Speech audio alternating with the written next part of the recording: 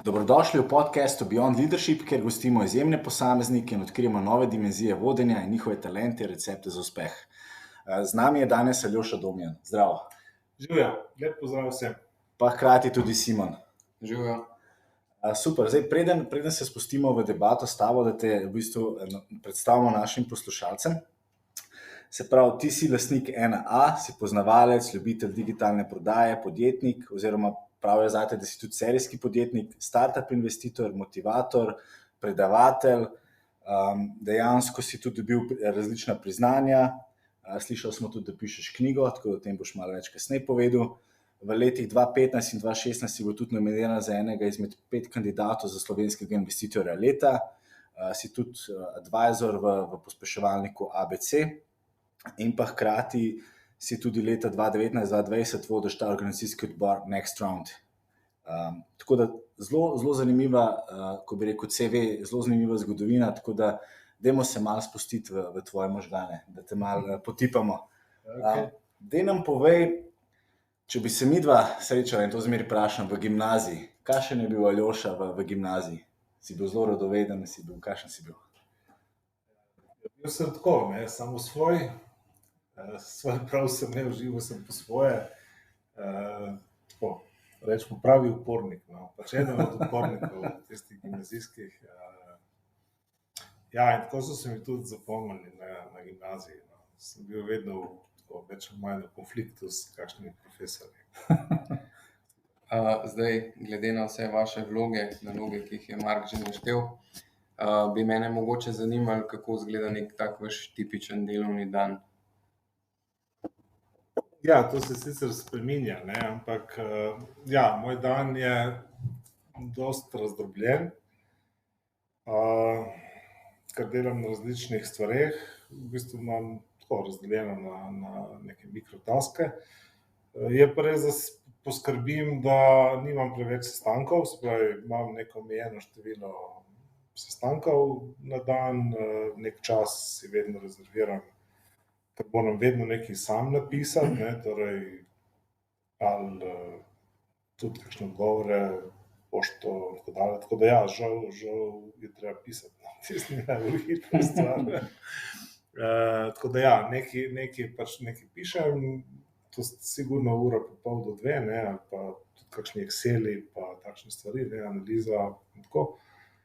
Sestankov je sigurno več, to je 3-4 ure, ali sodelavci ali z zunanjimi. Pol pa kakšen posel, reševanje težav, ko vsak dan sproti kaj pride, tako da zelo dinamično. Ti si eden izmed pionirjev spletne prodaje, spletne trgovine in si že leta 1999 začel s prodajo preko spleta. In takrat si postavil prvo v bistvu slovensko spletno trgovino 1A.com. Kako si prišel do te ideje, oziroma ker to leta 1999 so bili čisto drugi časi, kakor so danes, in to si mogel biti res zelo napreden v razmišljanju? Ja, ali pa nisem imel dovolj podatkov. Ja, torej jasno, Amazon je že obstajal takrat in meni je Amazon bil svetska firma. Jaz sem kupoval, to vsi kupujejo, cel svet kupuje na Amazonu in tako dalje. Vedno sem se ukvarjal z novimi zadevami in meni je bilo fenomenalno, to, da kupiš. Moram priznati, da sem šele 2 leti nazaj pogledal, koliko je Amazon v tistem letu naredil prometa. In me je šokiralo, to je bilo $6 milijonov. Tako da, nič ni bil svetska firma. No, in ker sem bil tako navdušen, pravzaprav jaz, Gambit je bil takrat IT firma, in smo imeli cel kup takih večjih slovenskih firm.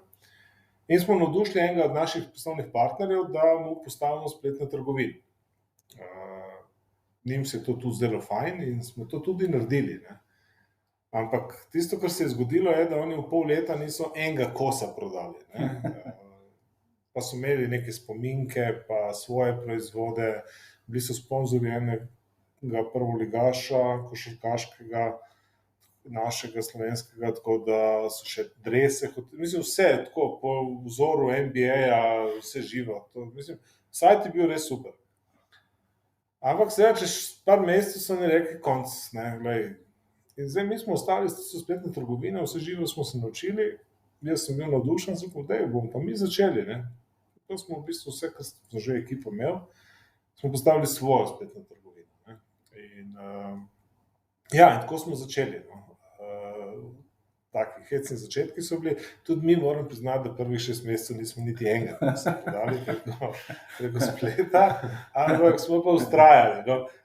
Tistih 6 mesecih smo se naučili, da rabiš promotion, ne, da rabiš mailinge, in ko smo rekli, če že ljudje ne hodijo k nam kupovati, bodo vsaj hodili nekaj brati, ne. In smo takoj začeli z mailingi in z nekimi novičkami iz sveta tehnologije, ker smo bili samo računalniška firma. Tako da smo v bistvu ohranili nek tempo in ustvarili vtis pri ljudeh, da ljudje pri nas kupujejo, ne. Ja, in čez 6 mesecev so začeli kupovati in potem je to res laufalo. Zdaj, z vsem tem vašim znanjem glede spletne prodaje, ki se je nakopičilo preko 20 letih izkušenj, zdaj že me zanima, če se vrnemo mogoče nazaj malo v letošnji marec, ko je nekako ta korona kriza udarila, karantena.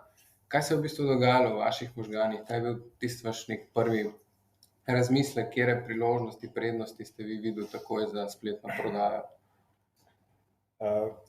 Meni je tako, ne, sploh se verjetno še kakšno vprašanje na to temo kasneje, ampak priložnost za uspeh je vedno, ko se zgodi nek change, ne. In takrat veš, da če si prvi, če si prvi.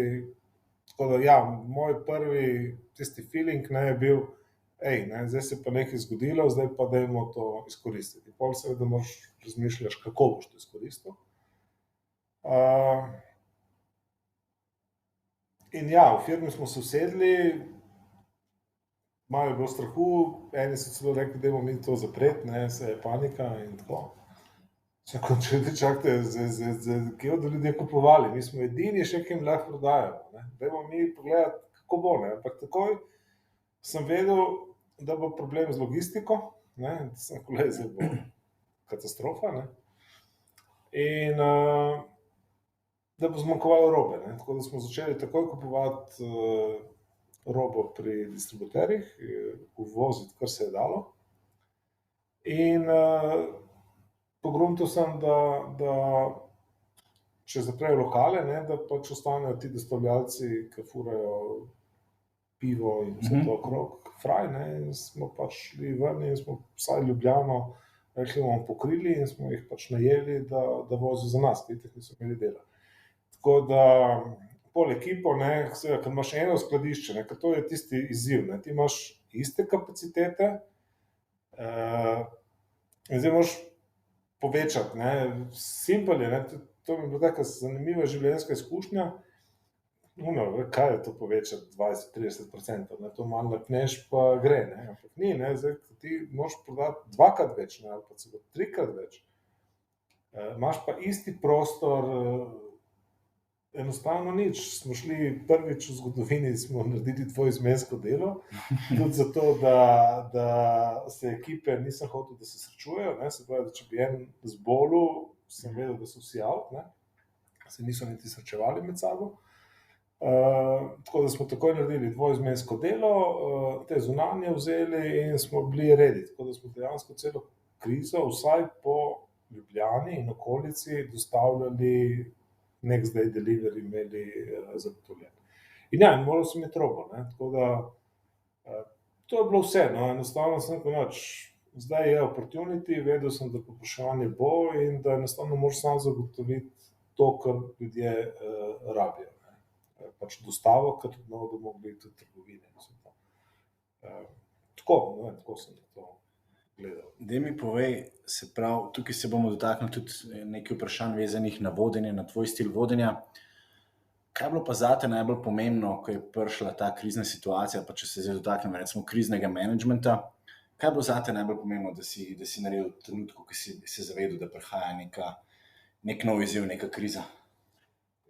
Zelo hitro, ne, takoj sem se pravzaprav v firmi soočil s potrebo po motivaciji ekipe, ne, ker ko si ti pogledal dnevnik in vse to, ne je bilo, vse se zapira, te peš domov, zapri se, čakaj, da mine kuga 21. stoletja. Ne. Ja.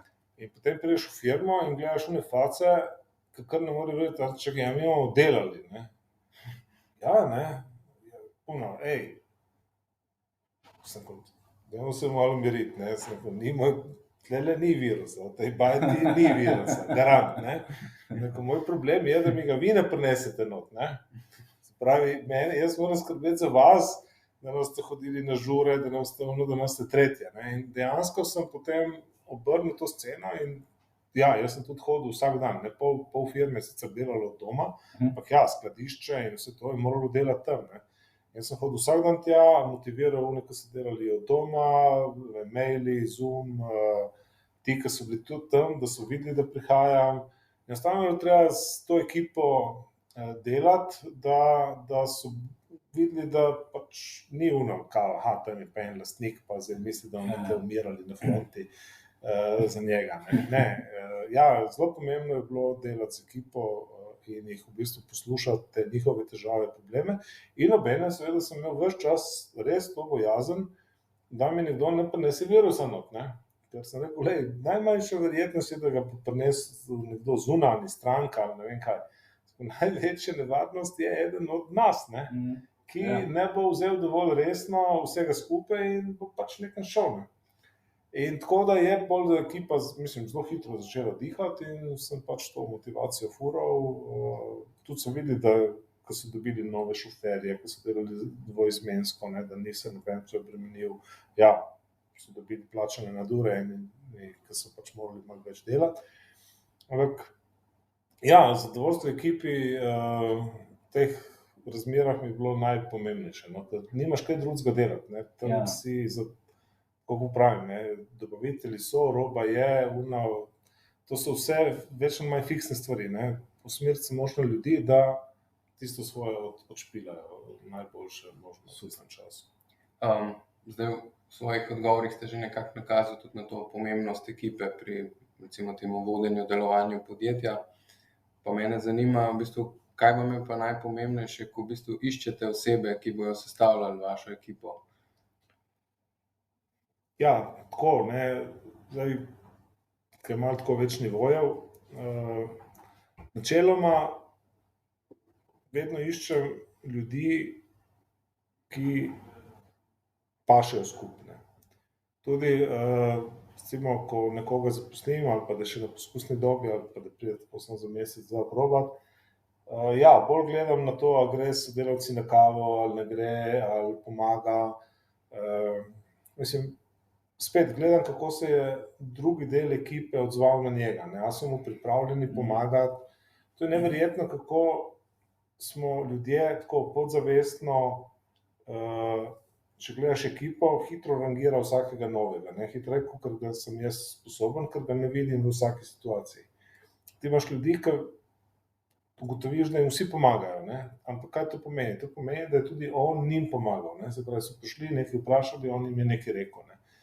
Če je on zaprt, ne, pol tudi oni vidiš, da so mu dali dvojko, ne komunicirajo z njim, ne grejo popoldne na pier, njega niti ne povabijo, ne, ali pa nje.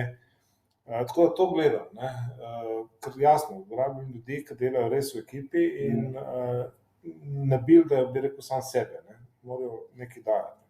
Zelo verjamem v to. In če vidim, da se nekdo v to ne ujame, pol nima smisla, ne. Zdaj pol za nek ožji krog, tako bolj menedžmenta, sicer nismo velika firma, ne, ampak rabiš tako tam, se moramo tudi štekati, moramo nekaj znati. Ampak na koncu, ne, to, ko smo majhna firma, moramo imeti pač do zunanjih sodelavcev, ne, ki ne delajo full time za nas, kjer potem je dosti bolj pomembno, da so res profesionalci, ne, se pravi, da tisto, kar delajo boljše, kot bi delali mi, ne, tako nekako gledam, Če so zunanji sodelavci, skušam dejansko dobiti najboljše možne, da res nekaj dodajo, če so pa znotraj ekipe, moraš pa imeti take, da ti je fajn z njimi, no. Povej, se mi zdi, da si ti oziroma vem, da si ti tudi en izmed pionirjev, pa zelo velik inovator. Bil si zraven tudi pri projektu uvedbe prve kartice zdravstvenega zavarovanja v Sloveniji, ustanovil si podjetje Aguatera, kjer ste investirali v 17 startupov. A si bil ti imel to žilico, da hočeš neke nove napredke, neke nove korake, da hočeš stalen razvoj, da hočeš biti inovativen? Ja, tako kot si rekel, kje bi bil v gimnaziji, mislim, že takrat, v osnovni šoli sam nisem videl tega sam pri sebi, ampak ko sem prišel v gimnazijo, se mi kar naenkrat malo drugače svet odprl in sem ugotovil, da vedno iščem neke nove rešitve, pač nekem tako. Hotel sem vedno probati kaj tudi drugačno. In zato sem najprej tudi hotel študirati fiziko, saj sem jo 1 leto, pa sem šel na elektro, pa sem delal na razvoju. Ampak ja, takrat je začelo prihajati na faks pol elektroračunalništvo in me spet to zanimalo kot nekaj novega. Tako da, ja, sem tak karakter, tako, če sem sam, skoraj nikoli ne grem po isti poti, Prijatelji, ki me poznajo, ker recimo iz Bežigrada v Šiško grem dostikrat peš, Bežigradu je, mislim, čez Bežigrad, mislim, ja, v Šiško, In potem rečem, ti, a si videl na cirku tam in ono, in pol imaš Ljubljančane, ki so tukaj cel life. Kakšen cirku, te sprašuje? Kako, ne veš? Ker skoraj nikoli ne grem po isti poti, Enostavno vedno iščem nekaj novega, da pač me to zanima, In isto je tudi v biznisu. Mi povej, koliko je pa pol zate pomembno, da kot vodja vlagaš v svoj razvoj, pa se stalno izobražuješ, pa skozi probaš biti en korak naprej? Ja, to mi je del lifea, Berem vse živo, zelo široko, Ja, me zanima od pač umetnosti, sodobne umetnosti, ki ti dajo neko širino, vidiš, kje si, neki drugi pogledi, pač malo znanosti, tudi alternativna znanost. In seveda, ker sem pač v IT-ju, pravzaprav nekako po duši IT-jevec, sem ves čas iskal in še vedno iščem tisto, kaj je ta trenutek v laboratorijih, Microsofta, IBM-a in teh firm, kaj je tisto, kar šele prihaja. Zato sem tudi nekako v tej branži ves čas, mislim, da ostal. Pol moraš pa to probati malo na svoje, tudi aplicirati, Zdaj, v začetku, ko sem začel spletno trgovino, je bilo dosti časa zelo zanimivo, ampak ja, na.com ni Amazon, in zdaj jaz ne morem imeti 1000 razvojnih inženirjev tam in se živo razvijati. Zato mi je bilo fajn iti v svet startupov, kjer sem pravzaprav začel srečevati ljudi, ki imajo ideje, ki so nekaj poskušali in sem pač na ta način pravzaprav gledam ta svet startupov kot neko razširjeno razvojno ekipo od ena. Jaz pa svoje znam o tem in pol vidim, ta je fajn, ta ni, lahko njim pomagam, pol dobim nekaj od njih nazaj, in to mi je zdaj fajn, ker ja, pač področje je zelo široko, ogromno moraš probavati, kaj bi šlo in redke stvari v resnici uspejo. Ta veliki giganti si to lahko privoščijo, mi pač ne. Ampak ja, mene je ta žilica, da nekaj probavam, me je ves čas gnala in tako sem pač tudi šel v ta svet startupov. Omenili ste tudi te startupe, če se ne motim, ste investirali že v 17 startupov, eni bolj uspešni, drugi seveda tudi manj. Pa me zanima pri tistih manj uspešnih, kako se vam zdi, recimo, da je pomembno se učiti iz nekih lastnih napak? Ja, se naučiš, Saj dobro, to so bile njihove napake, moj strošek. Ampak jaz sem tako dosti previden, vedno imam plan B, in mogoče ne bi bil tipičen startup, tudi če bi tako začel, sem bolj ziheraš. Čeprav se mogoče to ne sliši tako. Tako da ja, ko sem pa investiral, par startupov je že šlo, mislim, da so 4 končali, pa so imeli super ideje, pač se nekaj zalomi, pa gre.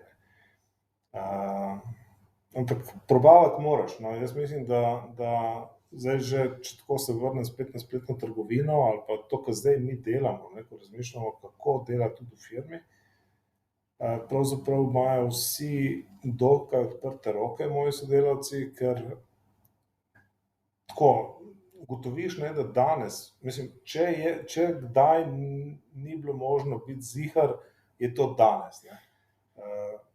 Trg je izredno širok, ljudje smo izredno različni, zelo težko je napovedati, kaj se bo prijelo, kaj je tisti prav. Ne.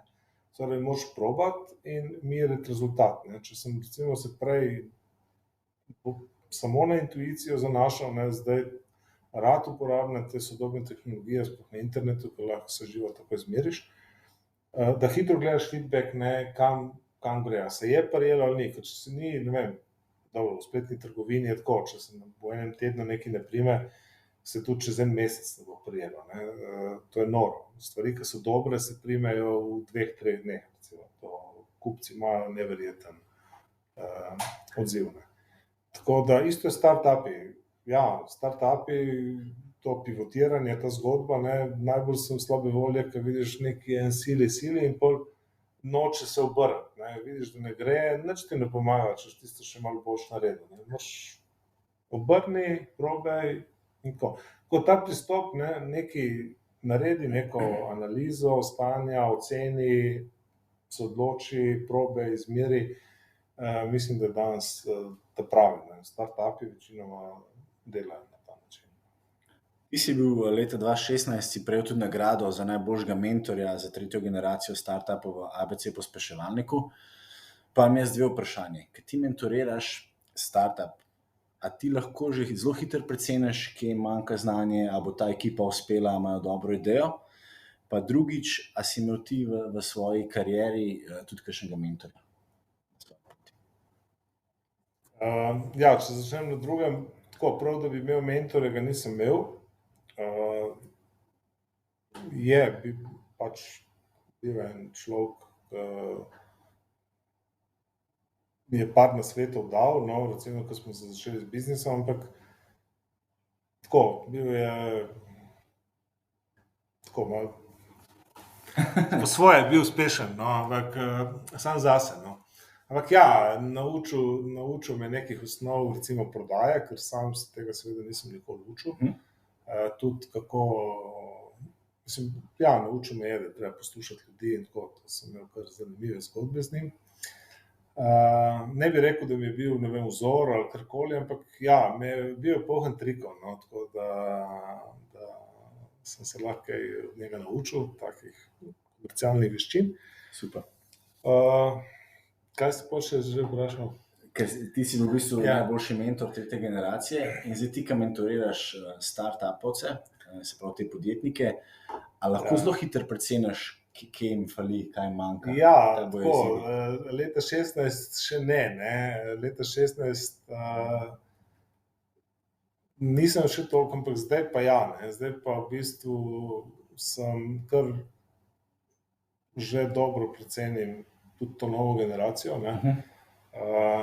Pač nova generacija so dosti bolj izobražene, imajo veliko znanja, potem so tudi boljše v javnem nastopanju, v povprečju, ne, tako da dostikrat znajo, torej praviloma znajo vsi vse lepo povedati, ne, se pravi, pa tudi ideje, tako, jaz tako pravim, ko hodim v startupi, 99% je takih idej, da bi jaz z njimi preživel, ne, če je bila tista edina stvar, ki je, jaz bi tisto vzel, pa evo, preživim sebe in družino, recimo, ne. In potem moraš začeti gledati, ne, ali bodo to res naredili, ne. In ja, sem recimo tako v 2 do 3, po 3. sestanku lahko ocenim, ali bo kaj z njih ali pa ne. Tako. To si dobil z leti izkušenj, ne, se pravi ta... Ja, ker začneš, vse dobro, jaz sem vedno gledam, jaz vedno pravim, ne, vedno na prvem razgovoru nimaš kaj drugega kot poslušati, ne, ampak potem daš kak nasvet, pa tako to, ne, in zdaj potem začneš gledati, da so kaj naredili. Ne. In če vidiš potem na tretjem sestanku, da niso nobene spremembe naredili, da niso pa tako, ja, super, fajn, ja, bomo, ne, pol pa ni, ne, pol ima milijon izgovorov, zakaj tega niso naredili, pol že veš, da ta firma ne bo nikoli nastala, recimo, neka uspešnica. Ker tako je, potem sešteješ to malo z vzorcem, ne, ljudi, ki so uspeli, ne, ali pa recimo mojo generacijo, ne, se potem spomniš, jaz, ko sem začel se startupi ukvarjati, sem se pa spomnil, ja, tudi takrat, ne, jaz sem bil v tistem začetku biznisa, ko se je to zasebno podjetništvo sploh sprostilo. In pa se spomniš na vse tiste ljudi, ki si takrat z njimi srečal in ugotoviš, da je pravzaprav zelo malo podjetij res obstalo. Ne. In ugotoviš, ja, vse so majhni kiksi, ne, ampak tako, ne, podjetništvo je tako, kot en slalom, ne, in če hočeš priti do cilja, ne, moraš ti sfurati 50 vratc, ne, vsako optimalno, ne. Jaz tako vsakič, ko recimo mi kdo reče Outfit 7, so imeli srečo, so naredili Talking Toma, ne, ja, super, ne, to so šele štartali, ne. Tam so morali sprejeti točnih odločitev, eno za drugo v sorazmerno kratkem času, ne, tistih 7 let, da so pripeljali do tiste milijarde. Ne. In to si dostikrat ljudje ne predstavljajo. Mislim, jaz imam idejo, bom nekaj naredil. Ni res, ne. Ti moraš 50-krat, recimo, pa 100-krat se o pomembnih stvareh pravočasno in točno odločiti. Ne. In to mi je pomembno, ne. Ko začnem gledati danes ljudi, ne, eni se ne odločajo radi, recimo, ne. Ampak ja, moraš sprejemati odločitev, včasih lahko, ne, bi rekel, teoretično tudi na slalomu padeš, pa boš vsaj do cilja prišel, ne. Ne boš imel milijarde potem, ne, boš imel vsaj 200 milijonov. Ampak moraš biti izredno hiter, ne, in startupi, ker recimo ugotoviš, da niso hitri, ne, da niso takoj pivotirali, spremenili nekaj, potem veš, da v tem svetu nima šans, da bo en drug naredil isto stvar, hitrejši in boljši. Ja. Tako da se da zelo hitro oceniti. Redno tudi predavate, pišete članke na temo komuniciranja s tržnimi skupinami, uporabo novih tehnologij. Mene bi zanimalo, ste mogoče že opazili tudi kakšne razlike med generacijami, naprimer kako jih targetirate, zdaj to prek Facebooka, prek Google oglasov, prek klasičnih e-mailov, podobno. Ja, to se stalno spreminja, ne. To pravzaprav na ena mogoče niti ne toliko, ker je širok spekter ponudbe, ampak ja, jaz tako pravim, ne, na par let, recimo 2-3 leta, ko pride neka nova rešitev za komunikacijo, družbeno omrežje, točno veš, da bo šla nova generacija tja, ne. Tako da, ja, danes moraš, recimo, če hočeš to zadnjo generacijo loviti, moraš iti recimo na TikTok. Prej si moral iti na Instagram, še malo nazaj pač bil Facebook, ne, in tako. To se da tudi meriti, ne, ko recimo mi merimo, da sem bil na različnih projektih, recimo NA je stara, ne, in mi smo zelo odvisni od Googla.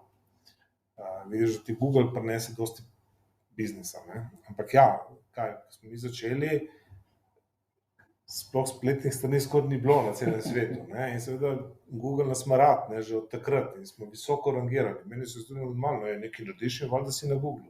Ja, ni res, ne, danes nekaj narediš in te ni na Googlu, ne, mislim, si na Googlu, ampak kje, tam na 50. strani, ne, prej se mi je zdelo logično, da kar nekaj narediš, da si sigurno za nekaj na prvi strani, ne. No, danes tega ni več, ne. In pa greš gledati, da novi sajti, kar naenkrat, recimo 5-6 let nazaj, 60% biznisa, ne, ti prinese Facebook. Pa rečeš, ja, nova generacija, ne. Potem sem delal z drugimi, ne, ki so imeli, recimo, take spletne strani, ki so bolj za Instagram. In super, ne, ampak kaj spet ugotoviš, ne, z vsako novo stvarjo je še hitrejše se vse dogaja, ne, so recimo uspeli, so bili uspešni 2-3 leta na Instagramu, in potem sam flop, ne. Puf, ne. In potem recimo smo se pogovarjali, pogruntaš. Zakaj? Ker je oni so še vedno delali isto kot pred 3 leti, ampak ta njihova generacija se je razpršila. Ne? Eno je, ko si ti, ne vem, star 25 let, ne? Si dosegel neko ciljno publiko prek recimo Instagrama in si z njimi šeral svojo zgodbo, oni so kupovali od tebe, si bil isti lifestyle, ampak ko si star pa 28, 29, ne, so se pa razpršili. Ne? En je šel tja, en drugačen, en se je poročil, en ima otroke, ne? In kar naenkrat začnejo kupovati različne stvari. Ne? In ti, ki so ti uspešni, ne morejo razumeti, zakaj 4 leta kasneje niso uspešni. Se reče, ne, se zdaj pridejo drugi, ki so stari 25. Ja, ma ti si star 29, ne, ti razmišljaš drugače. Ne. Ja. Se pravi, ti ne zbiraš več čiste robe. Ne. Aha, ne, ja, se res. In pol zaprejo. Ne. Tako da življenjska doba, ne, s temi novimi je čedalje krajša. Tako da jaz sem prepričan, recimo tisti, ki bo zdaj lovil TikTok generacijo, super, ne, ampak ja, jaz ne vem, če bodo oni lojalni več kot kako leto dni. Ne. Da to je fajn zdaj ratalo, ne. Kaj bi rekel, da je bil v tvojem življenju največji uspeh, pa hkrati, če nam poveš še kakšen neuspeh? Ker se mi zdi, da so neuspehi tudi pomembni, ker se iz njih veliko naučimo. Jaz še vedno mislim, da mi je dejansko največji uspeh, pač poslovno gledano mi je številka 1, temu sem tudi največji del svojega časa posvetil. V začetku izgledalo mogoče lažje, potem pač še neko obdobje, ampak ja, tisto je recimo neka stvar, ki mislim, da je pač delam 20 let in je pač zbrušena, ok, zdaj delamo spet nekaj novega, vedno delaš nekaj novega, ne, ampak ja, tisto gre najboljše. Zdaj tako, kakih velikih neuspehov niti nisem imel. Ja, je bil, ne, v začetku spet smo tudi mi delali, recimo moja firma je en software za vodenje poslovanja. To sem probal narediti z 2 ekipama, ker se mi je bilo jasno, da pač je treba to nekako urati. Ampak obakrat smo pogoreli, ne, torej ni ekip, nisem jaz pravzaprav dobro vodil. In nismo prišli do produktov, ki bi bili dovolj stabilni in rečemo prijazni do kupcev, strank in pač ni šlo. Tako da, če ne bi mogoče imeli danes še vedno tisti software, no, ampak Si se pa nekaj naučil iz tega, verjetno. ja, vse vprašanje, če sem se takrat naučil. Malo kasneje mi je postalo jasno, zakaj smo pač propadli, ne, in zakaj so drugi naredili. Ja, nismo delali dobro, no. Ni bila ekipa, tako malo sem jim preveč verjel, pa vse so delali po svoje, pa tako, pa takrat je bilo tako romantično obdobje, pa shodil k strankam, pa vsi so imeli neke ideje, ne, se pravi, vsak je hotel nek svoj software za računovodstvo, vsaka firma je rekla, ja, mi smo malo specifični, mi bi tako, ne, in ti programerji so zelo radi jih poslušali, ne, in potem seveda si dobil na verziji, pa nobena ni čisto dobro delala in tako, in potem vem, je enkrat ena stranka tako prišla in rekla, na sestanek nekaj prekinila pogodbo, rekla, veš, prekinili, vse ste v redu, ti so v redu, vse je super, le se poznamo, kje je problem, pravi, glej, to je problem, pride k nam, mi se malo pogovarjamo in naslednji teden vse, kar smo mi nekako rekli, je on že to malo popravil, pa tako naredil. In, ja, lej, ni dokumentacije, ni nič, ne moramo delati vse, kar si mi tam enkrat zmislili, ne.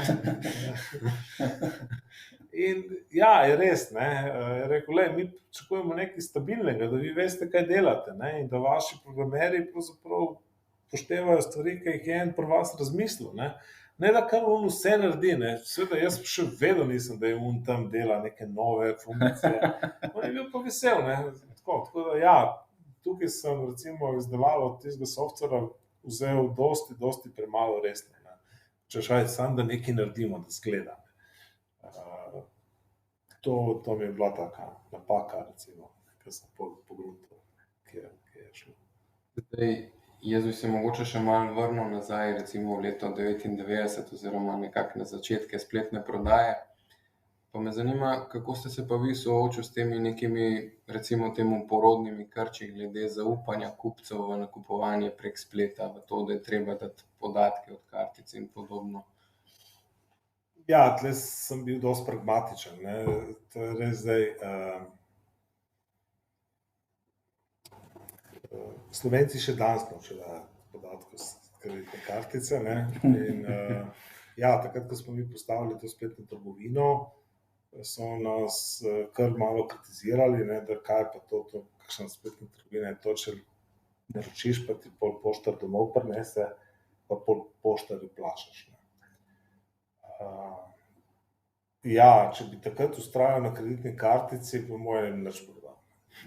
Ja, prilagodili smo se in odziv, recimo, strokovne javnosti je bil tako, to je herezija, ne, to ni v redu, to ni spletna trgovina, ne, potem sploh si lahko celo prišel k nam iskat, ne. To je bilo še hujše, ne, ampak,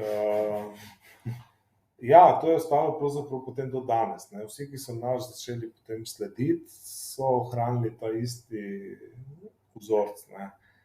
Ampak moram priznati, da nisem takrat naredil ankete in analize, smo naredili par let kasneje in smo ugotovili, da smo se takrat pravilno odločili, ne. Ne gre samo za nezaupanje do kartic, ne, dobro, takrat tudi ljudje v Sloveniji niso imeli dovolj kreditnih kartic, so razmerno majhno število ljudi, ki so kreditne kartice sploh imeli, to ni tako kot v Ameriki. Ampak Slovenec po takratni raziskavi in še par, ki smo jih kasneje naredili, ne, zelo rad da tisto dobi robo in da denar, ne. Se pravi, ima občutek, da kontrolira cel postopek do konca, ne. Ker recimo v tistih časih smo mi si privoščili celo to, da tisti, ki je plačal vnaprej, recimo s kartico ali pa prek banke, smo mi gladko pustili pred vrati, ne. In nihče ni rekel, da ni dobil, ne. Poštar, recimo, zdaj so drugi standardi, ne, ampak takrat, dajmo si predstavljati, ne, nihče ni vedel, kako naj to funkcionira. In poštar dostavil, pozvonil, nihče ni, ne. Pol ugotoviš, pustiš pred vrati in potem začnejo deževati reklamacije, ja, vi ste nam pustili to kar pred vrati. Ja, a ste dobili? Ja. Ja, kaj pa narobe? Ja, pa če bi pa kdo od sosedov, pa pol so videli, da smo mi nekaj kupili, ne. In nihče ni nikoli reklamiral, da ni dobil ali pa da je nekaj narobe, ne, ampak čisto neka fikcija, ne, in pol ugotoviš, ne, da te zgodbe, ke je bila v Ameriki, ne, da kar en dostavlja v neki lokal, pa ono, pa to Slovenci sploh niso za to. Ja. In je čisto drug way of life, ne, kakor pač v Ameriki, ne. Pol smo bili, sem bil precej let nazaj, ne, tako tudi na enem kongresu pa v ZDA, pa smo se o tem pogovarjali, ne, pa pravijo Američani: "Kaj vam plačajo tako s kešem, ne?" Ja, ne. Rekel: "A tudi notesnik?" Sem rekel: "Ja, ne." "A $1000?" Ja. Rekel: "Ja, kaj, a jih ni strah? Oni imajo $1000 doma, v gotovini." Sem si rekel, mogoče kaj več imajo kateri, ne. Ja, ne, pri njih je bilo vse, za Američana je imeti gotovino, ne vem, že $100 nevarno, ne. Za Slovence je pa kreditna kartica nevarna, ne, čisto drug way of life. Daj povej, koliko je danes v tem digitalnem svetu pomembno, da si tudi spletno prisoten. Se pravi, če imaš neko fizično trgovino, da si tudi na spletu prisoten. Mislim, tako je, če drugega ne, torej po moje brez tega ne gre več, ne. Ja, lahko imaš restavracijo, lahko prodajaš avtomobile, ne vem, lahko prodajaš cvirane ali pa štumfe. Ampak velika šansa je, da bo nekdo šel na Google, vpisal iskalnik, mogoče celo ve, kdo si, če drugega njega bo zanimalo, ali so odprti, ne, ali zdaj je sobota, a dela ta trgovina danes ali ne dela, ne, ali pa kje lahko parkiram, cel kup takih stvari, ne, se pravi, Si skoraj ne predstavljam, no, da mislim, tisti, ki ga ni, ne, definitivno zgublja del strank, ne, ker gremo, jaz pač pogledam to pa to, aha, ta trgovina dela. Ja, dela, ne. In zato je fajn imeti spletno stran. Sami ste tudi že omenili, da se je v zadnjem času zelo povečala prodaja predvsem prenosnikov, raznih mišk, mikrofonov. Pa me zanima enkrat, ko oziroma če se bo stanje vrnilo recimo temu neko normalo, kaj pričakujete, da bo v bistvu neki trendi, ki bo še vedno drugačni za spletno prodajo, pa kaj bo v bistvu nazaj se potegnil na neko prejšnje stanje? Dobro, ta trend komunikacije nadaljavo, ne, se pravi kongresov, seminarjev, izobraževanj in to, mislim, da se tukaj, to se je odprlo in to bo ostalo. Tukaj ne vidim več poti nazaj, ker vsi, ki so to izkusili, ne vem, če se jim bo dalo še iti, ne vem, za en teden leteti in vse živo, ne, zato da potem tam pride sicer osebni kontakt, to je tako, ne, danes osebni kontakt, prideš lahko na nek simpozij, ki je 2-3 tisoč ljudi, ne, tudi je lahko zelo majhna šansa, da boš sploh lahko govoril s tistim, da boš sploh roko dal tistim, ki bi se želel. Tako da jaz mislim, da to bo ostalo, da je to ta korona zdaj prinesla. Drugače, ja, v Sloveniji je šlo nekaj kupcev več na internet, ti bodo tudi ostali. Tako da nekih posebnih sprememb ne bo, no. Mi smo hitro ugotovili, da tako, kot so se recimo Slovenci pravzaprav v parih minutah, ne, naučili kupovati s kreditno kartico in čakati, da jim dostavimo to domov, ker je pač bilo vse ostalo prepovedano. Ko se je to sprostilo, ne, smo mi recimo vztrajali še, da nismo vklopili plačila ob prevzemu in smo že drugi dan začeli dobivati, kdaj pa boste imeli plačilo ob prevzemu. Zanimivo. Konkurenti to že imajo, zakaj vi nimate in tako dalje. In danes smo tam, kjer smo bili, ne. Torej spet je ogromno plačil po povzetju. Tudi spet Ljubljana hodi k nam osebno prevzemati, ampak spet to jemljem spet skozi neko kulturo, ne. Recimo Slovenska pošta velja kot ena boljših na svetu. Mi si sploh ne pomislimo, da ko nekomu pošlješ pismo, da ga on pol ne bo dobil, ne. V Italiji je to loterija, ne. Tako da Slovenci, ne, se ne zavedamo, ne, da nam pošta pomeni to je 100% zanesljivo, ne. Ja. In ljudje imajo radi poštarje in vse, ne, se pravi to, da želijo, da jim dostavi poštar in da njemu oni plačajo, jaz čisto dobro razumem. Pol Ljubljana pa spet, ne, Ljubljana je pa sorazmerno majhna in smo tudi delali nekaj anket in smo ugotovili, da zakaj bi človek čakal cel dan doma, ne, če pa se lahko usede v avto in pride k nam in to tako porabi za to največ 30-40 minut. Tako da osebni prevzem, ki ga imamo na 1A, je v bistvu navada zjutraj, ne, zjutraj preden grejo ljudje v službo in potem popoldne, ne, smo podaljšali, ker ko grejo iz službe, ravno tako pridejo. Tako to, seveda, nismo Amerika, ne, razdalje so krajše, vse se to da, ne, tako da jemljem bolj na to. In ja, ljudje so se vrnili spet v tisti prejšnji ritem, tudi ne kupujejo več hrane, ne kupujejo, ne vem, barv za lase in vsega tega, kar so kupovali pri nas v tistem času, ko so bile trgovine zaprte ali pa je bil težen dostop do trgovin. Tako da, kar se tega tiče, se je vrnilo takoj vse nazaj normalno. Super, zanimivo.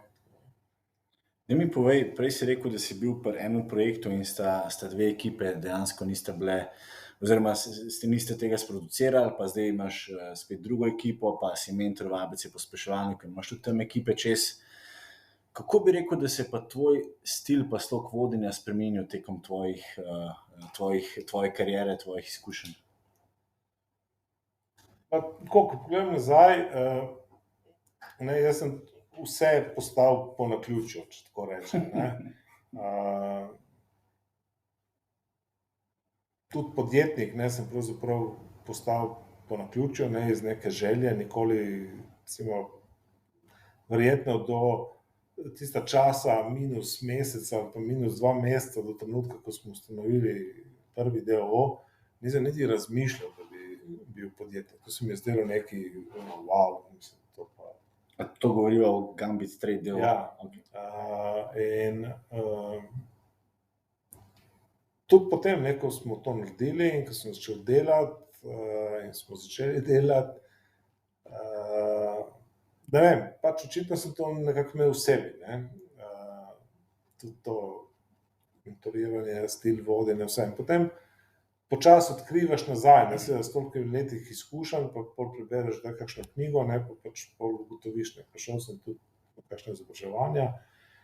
In pol ugotoviš, da seveda to vse bi se dalo naučiti, naprimer, če bi šel v rikverc prej. Ampak ja, nikoli nisem res ogromno časa porabil za to vrstne izobraževanja. Tako da, jaz tako pravim, tak sem, to, kar sem bil, sem samo malo zbrusil skozi leta, da sem še bolj tak, kot sem recimo osebno bil, in sem pač vedno enak. Čeprav si rekel, da dejansko nisi sami, da boš podjetnik, ampak si pa po mojem en prvih podjetnikov v Sloveniji, ker dejansko Gambit Trade je bil eno izmed prvih 100 zasebnih podjetij, ki so bile ustanovljene oziroma v bivši Jugoslaviji. Tako da si en izmed prvih podjetnikov dejansko. Ja, tisto je bilo tako, je bilo hecno, eno tako, danes te nove generacije si to težko predstavljajo. Vsi smo bili v družbenih podjetjih in to je bila normalna kariera. Ko si naredil faks, pravzaprav 99% ljudi, 99% se nas je zaposlilo v družbenih podjetjih. In jaz prišel, jaz sem bil razvojni inženir v Iskri in pač tam delaš, Saj, kaj pa drugega, Saj, v redu, si šel čez mejo, pa jaz sem bil itak rojen v Novi Gorici, pa vem, kako je bilo tam čez, ampak okej, tam je tako, tle je tako, da bi imel svojo firmo. Ne, takrat si lahko bil edino še obrtnik, in zdaj, če si naredil, če si bil strokovnjak, moraš biti obrtnik, torej inženir ni bil noben obrtnik, to ni laufalo skupaj. Tako da ja, nisem nikoli o tem razmišljal, potem se je kar naenkrat pojavila ta možnost in so tako nastale ene 2 firme, meni je bilo to fajn in sem šel celo na razgovor v eno firmo. In me niso hoteli vzeti, vsak ne rabimo in tako. In polno sem imel par frendov, sem rekel, to se mi začeli pogovarjati in smo rekli, mislim, takrat to nič ni stalo, to je bilo tako. Jaz mislim, da smo dali tako, v današnjih evrih bi to bilo po mojem 20 evrov, je bil ustanovni kapital. Ampak to je bilo vse, kar si rabil, in smo šli, dajmo, in pa tudi tako smo razmišljali, vsi smo bili dobri v svojem fohu, torej smo nas imeli cool v firmi, smo rekli, saj tudi, če ne gre, bomo že prišli nazaj. Bistven razlog je bil, da smo v firmi, v Iskri, mi smo že videli, da PC-ji prihajajo na trg, v Iskri, takrat je bila Iskra mikroelektronika, smo delali nekaj svoj hardware, svoj CPU, Iskra Delta je takrat delala prav celo svoj računalnik. Mi smo rekli, so nas silili, da vse delamo sami, mi smo pa že takrat videli, kako tam prihajajo PC-ji, cel kup vmesnikov, tudi to v industriji in to se da to uporabljati. Ti naši šefi so rekli, ne, to vprašanje, če to dela, pa to, a to dovolj hitro, Vem, da sem prav, enkrat sem šel računati, ker smo imeli eno tako stvar, jaz sem delal en software za vodenje železniškega prometa in potem je nastal problem, da so oni rekli, ja, ne moreš to je standardno, mi moramo narediti optimalno, da je dovolj hitro. Ker če ne, vlak lahko gre čez zapornico, ne. In potem sem šel računat, ne, da se vlak v tistem času, ko kartica dela, premakne za manj kot centimeter, ne, da se sproži rampa, ne. In oni so bili šokirani, kako? Glej, vi govorite, to je 100 metrov prej, ne, vi pa mi 1 centimeter, ampak v Iskri so hoteli vse imeti sami, ne. Mi smo bili mlajši in smo rekli, ne, dajmo PC se zdaj pejmo mi v to, ne. In tako v bistvu Gambit Trade nastal. Ja, prvi mesec je bilo tako malo, ampak itak smo delali brez keša, tako kot danes startupi, vsi smo bili solastniki. In smo zdržali, no, in smo takoj dobili biznis, ker pravzaprav, ja, teh zasebnih podjetij, ki so lahko bila malo drugačna v tistem času, dejansko ni bilo. In mi smo pač bili sposobni biti dosti bolj fleksibilni, odprti in smo začeli. Zdaj, kot izjemen podjetnik, motivator, pa seveda tudi vodja različnih podjetij, nazadnje zdaj ena.com. Mene zanima, kaj vi mislite, da so nekako najpomembnejše lastnosti dobrega vodje? Vodja mora imeti zelo jasno sliko, kaj hoče. To v praksi včasih ni čisto tako, ne. Misliš, da veš, ne, kam greš, pa v resnici ne veš, ne. Pač, ali pa te drugi ne razumejo, no. To je tistega, kar poveš, ne. Tako da ja, moraš v bistvu to moraš vedeti in drugo je, da moraš znati oceniti ekipo, ne. S komurkoli sem delal, ne, ker nisem delal sam pomnil, da tudi kjer sem delal v kakšnih projektih kot vodja projekta. Enostavno zelo hitro moraš znati oceniti, kaj so sposobni ljudje, ne. Jaz to jemljem tako kot šport, ne. Pač, da nekoga treniraš, ne. Trener ima lahko željo, da on teče 8:0 na 100 metrov, ne, ampak pač ne gre, ne gre. Tako da moraš znati oceniti, kaj so ti ljudje sposobni, ker tisto bodo potem z veseljem naredili in pravzaprav mi je vedno v interesu, da naredim optimum, ki ga lahko ekipa doseže, ne, ker pač tako kot v športu, saj lahko igraš dober fuzbal, tudi če nisi Barcelona, no, pa se imaš fajn in se zabavaš in se doživiš od tega in tako dalje. Tako da meni je vedno ekipo spoznati in čim boljš narediti. To se mi zdi ključno za vodje. Super, dajva se zdaj še malo dotakniti tvojega osebnega življenja. Kakšni so pa tvoji, recimo, osebni cilji, pa tudi poslovni cilji za, recimo, naslednjih par let? Ja, zdaj, ko sem kupil, ne, po vseh teh letih sem postal edini lastnik ena, Gambita, nepremičnin, vsega. Seveda sem se soočil s tem, da bo treba pogledati 10 let naprej. Zdaj, firma je šla skozi več faz, ja, pred 20 leti smo bili pravzaprav prva spletna trgovina v regiji, par let kasneje smo razmišljali in smo že naredili neke analize, da bi šli v Italijo in v Avstrijo, ker takrat ni bilo še tam nobene spletne trgovine, vsaj uspešne ne. Ampak potem smo ugotovili, da pač jezikovna bariera in vse, nismo še bili v Evropski uniji, zakonodaja vse skupaj in dokler smo mi to razmišljali in cincali in ne vem kaj vse delali, se je seveda tudi tam to začelo, ne. In potem si seveda hitro ugotovil, da nisi konkurenčen. Iz Slovenije tja, ne, ker prej smo bili, ne, v bistvu je bil hec, da je lahko Avstrijec kupil cenejši notesnik v Sloveniji kot v Avstriji ali pa v Italiji. In to smo hoteli izkoristiti. No, ta konkurenčna prednost je potem odpadla, potem smo pač prišli v neko stagnacijo, potem smo dobili lokalno konkurenco, potem so bile itak 2008 je bila kriza, tako pač se nekako boriš, da obstaneš na trgu, ne, kot zasebno podjetje. Nismo ravno rasli ampak pač skrbeli, da obstanemo. Smo šli bolj se gverilo, no, če tako rečem.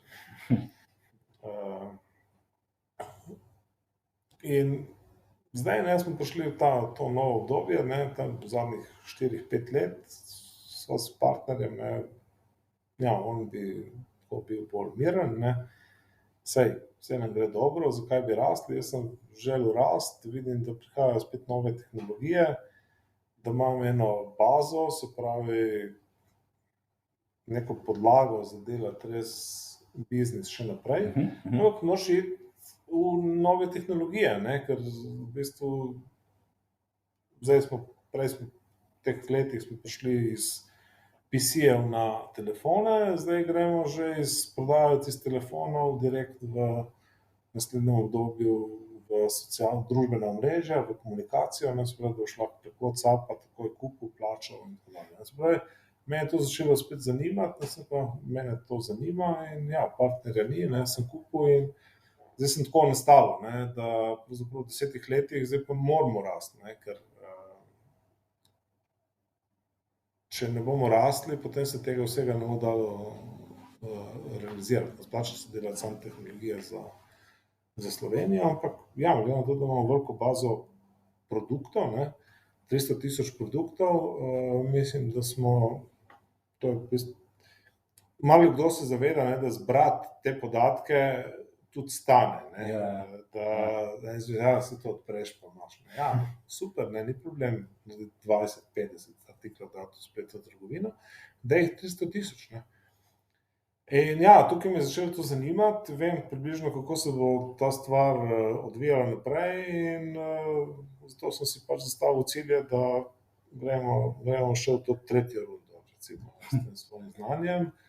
Imam ekipo, ki zna tisto, kar jaz ne znam, se pravi, so vseeno malo boljši v teh sodobnih okoljih. In sem kakor moje izkušnje, smer, to je kul in smo se nekako najdli in sem zdaj vesel. Tako da naslednjih 10 let bo še vedno ta ena zgodba. Tomboj, kako pa sploh pripraviš strategijo za 10 let naprej, kako se tega lotiš? Moraš biti v bistvu tudi zelo vizionarski. Pa ni treba toliko, mislim, tako je, ena taka skrivnost je, če si v tem biznisu, če malo delaš z Microsoftom, pa to, pravzaprav, da prideš do kakih njihovih inženirjev ali pa da kdaj ti škrtnejo vrata nazaj, potem ti vidiš na njihovih opremi, kaj bo pravzaprav prišlo na trg šele čez 3 leta. Tako da, realno se da videti, kaj bo čez recimo 4 do 5 let prevladovalo. Za 10 sicer ne, ampak tako, za 4 do 5 let veš, da tisto, kar v teh velikih gigantih razvijajo njihovi programerji, bo funkcioniralo. Zdaj taka anekdota, Windowse, ki so danes nekaj običajnega, takrat smo mi že z Microsoftom delali, smo bili v Ameriki, pa smo tam šli not, so bili tisti njihovi programerji, ki so razvijali Windowse, vsak imel enih 6 ekranov pred sabo, to še niso bili LCD, to je bilo, in ti gledaš in rečeš, pa kaj ti norci, kaj to delajo, zato, ker oni so pač vse tehnologija, on ima 6 kartic, zato da je on zdaj menjal te taske, da je premikal to, kar zdaj mi samo malo šopamo, je on to takrat simuliral s 6 ekrani, da je vsaj 6 taskov lahko naenkrat paralelno se mu odvijalo in je on gledal in tako. In čez recimo 2 do 3 leta, po tistem, ki sem to videl, so pa dejansko prišli Windowsi v taki obliki, se je pa razvijalo naprej na trg. Ampak v nekem trenutku ti tam od zadaj vidiš, kaj delajo naprej. In danes se vidi, danes je povezovanje teh informacij prek telefona s plačilnimi sistemi in vsem to je neverjetno in točno vem, da težnja po čedalje bolj preprostem nakupovanju, torej da boš recimo videl Instagram slikco, boš samo rekel kupim, ali pa boš prišel na WhatsApp in tako. Ne da zdaj na Instagramu zdaj vidiš slikco, pa klikneš, pa prideš na ena A, pa potem jaz rečem, registriraj se, pa pa ne podatke, pa te že mine, da kupiš, ne. Ni, ne, future je, da prideš na Instagram, jaz pa to bi, ne, tak, kupiš, prodano, ne, ker imaš že vse podatke, ne. In tukaj je moja prednost, ne, ker jaz imam 300 000 izdelkov, ki jih lahko dam direktno na trg, ne. Marsikdo misli, zdaj bomo to lahko vsi prodajali. Ja, ne boš, ne. Vsak lahko odpre trafiko, ne more pa tega. Tako da, že jaz sem majhen, kaj šele ki misli, da bo pa zdaj on nekaj tam prodajal. Ne bo, zgubil se boš v morju nekih takih ponudb, ki bodo super, ne. In to mi je izziv, ne, to vidim, tukaj imam neke ideje, kako na to odgovoriti, kako se v to vklopiti, vem, da nekaj imam, da je tisto, ki imamo bogatstvo, da se ta še naučiti izkoristiti in to bom delal. Mogoče še eno lahkotnejše vprašanje za zaključek počasi. Ko uspete ne razmišljati za prihodnjih 10 let glede podjetja, kaj pa radi počnete v prostem času? Torej, tista stvar, ki vsi vejo, ne, da recimo ob torkih popoldne ni šans, da me dobijo za karkoli, so plesne vaje, ne. Z ženo pleševa že, mislim, da je več kot 20 let, torej več kot je ena, no, sigurno. Ja, in Kjer je plese? standardne latino, ne, sva začela zdaj še, sva razširila še malo na tango, 2 leti nazaj, tako da ja, rada pleševa oba in tako da to je ena taka stvar, ki je v bistvu vseh teh 20 let, zadnjih 20 let tudi ostala in pač ja, predstavlja neko sprostitev in tako. Drugače pa potovanja, ne, pač potovanja, ogledi razstav. Kaj pa kakšna najljubša knjiga, hrana? Ja, kaj preberem, ne, čeprav tako, ne, ko bereš, se vrneš kdaj na kakšne stare knjige, ne, da bi,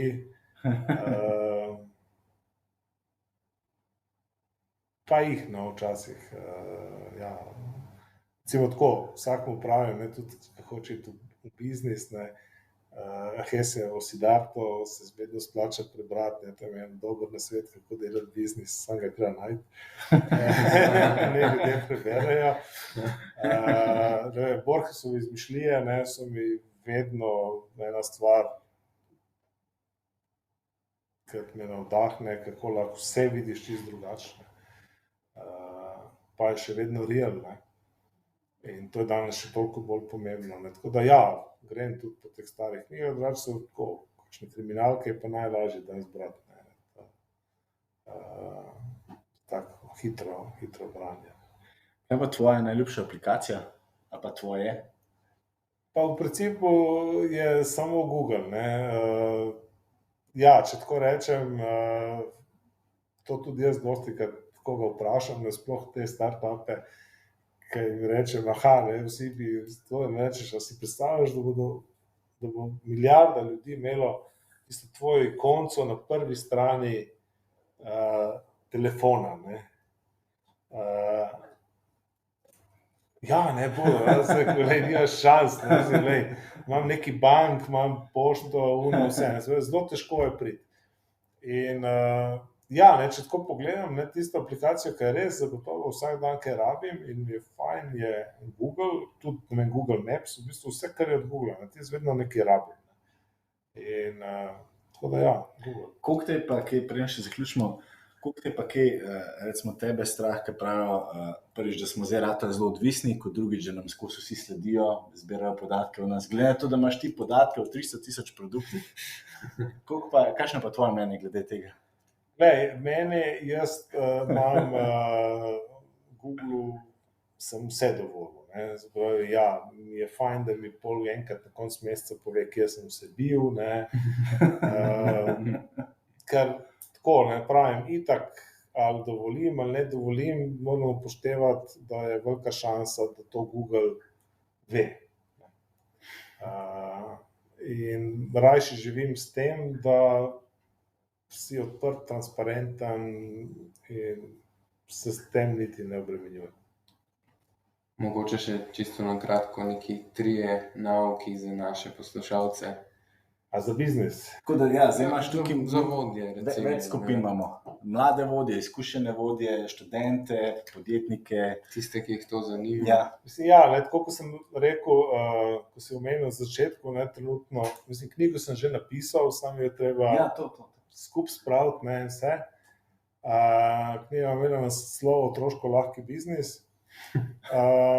Zato, ker sem ugotovil, da pravzaprav biznis je lahek, ne. Res pa je, da se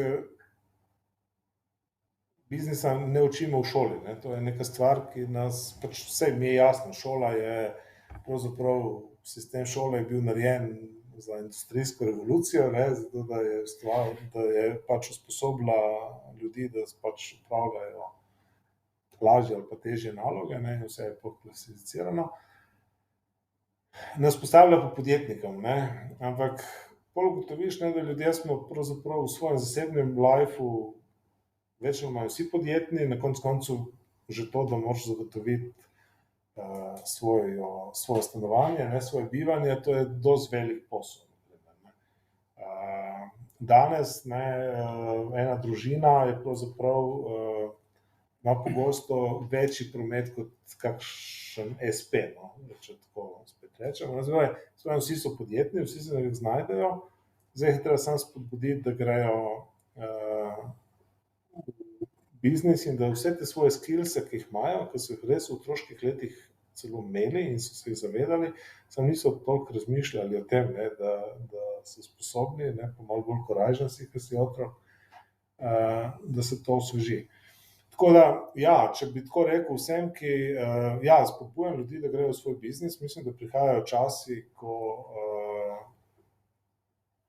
bo še toliko bolj pomembno, da vsak poskrbi sam zase, se pravi, da ustvarja nekaj, da najde svoj prostor v tej družbi, s tem, da tej družbi nekaj daje, ne, ker potem ta družba jemlje nazaj, seveda to change, kar pomeni, da pravzaprav moraš biti podjetnik, torej moraš malo razmišljati, ne. In srečal sem ogromno ljudi,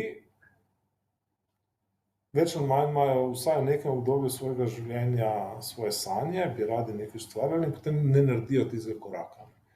In zato vsakmu rečem, glej, sanjaš o tem, da boš imel svojo firmo, da boš sam pazi, ne, da vsako jutro, ko se zbudiš, da si se tudi v sanjah premaknil naprej, ne.